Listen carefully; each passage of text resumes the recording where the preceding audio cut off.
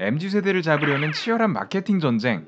MZ세대를 위한 제품이나 브랜드는 물론이고 할인제도, 구독 서비스, 이벤트까지 다양한 콘텐츠가 쏟아지고 있는 요즘 MZ세대 공략이란 말이 유행처럼 번지고 있습니다. 이뿐만이 아닙니다. 베이비부머, X세대 등 세대가 마케팅에 적용되는 사례는 너무나도 많죠. 우리는 이렇게 세대의 특징을 단순화해 모든 현상을 설명하는 도구로 사용하는 데 익숙합니다. 하지만 잘 생각해보죠. 어떤 연령대가 꼭 그런 특성을 가졌다고 이야기할 수 있을까요? 언제 태어났는지가 그 사람이 어떤 사람인지를 결정하는 가장 중요한 요소일까요? 결론적으로는 아닙니다. 이에 대해 세상에서 가장 창의적인 세대 분석가로 평가받는 영국 킹스 칼리지 런던 교수 바비 더피는 말합니다. 출생 시점만을 기준으로 삼는 이야기들이 세대에 대한 편견과 고정관념을 키우고 사회 변화의 본질적인 신호를 놓치게 만든다고요. 그리고 사회 변화를 제대로 파악하기 위해서는 다음의 세 가지가 미치는 영향을 이해해야 한다고 말하죠.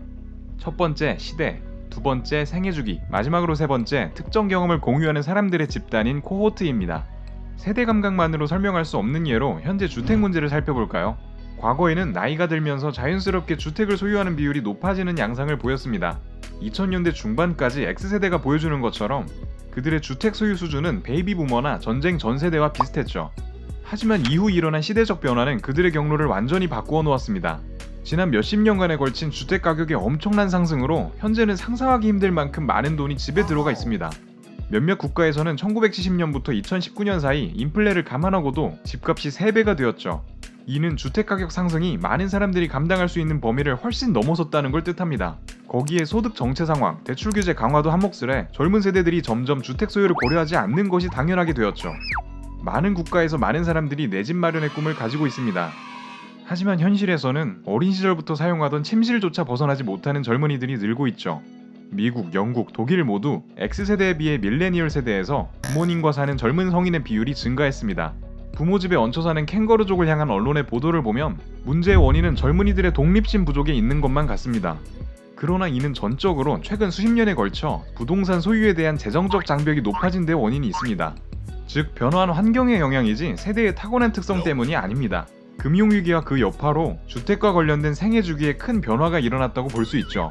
이는 젊은 세대들이 독립 경험이 적고 더 많은 지원이 필요한 상태로 성인기에 접어든다는 의미일 뿐 그들이 나약한 세대인 것이 아닙니다.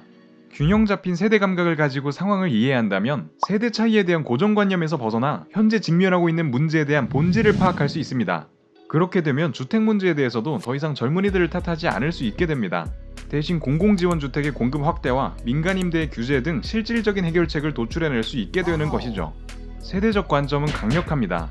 인간 존재와 사회적 변화의 핵심에 얽혀있기 때문이죠. 하지만 세대교체가 모든 것을 결정하는 것은 아닙니다.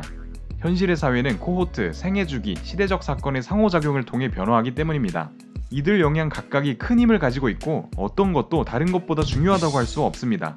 오염된 세대 감각은 많은 것을 망칩니다. 균형 잡힌 세대 감각과 함께 시대 변화의 흐름을 읽는 눈을 기르고 싶다면 책 세대 감각을 참고해보세요.